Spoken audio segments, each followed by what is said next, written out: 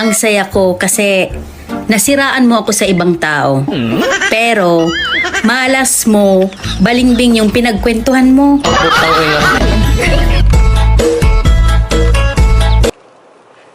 Akala ko dati, pangarap lang ang mahirap to pa rin. Mahirap din pa nga mag-diet. Di po takain no? Apiki yun kay Takitsura. Kay ilugan pa man das terminal.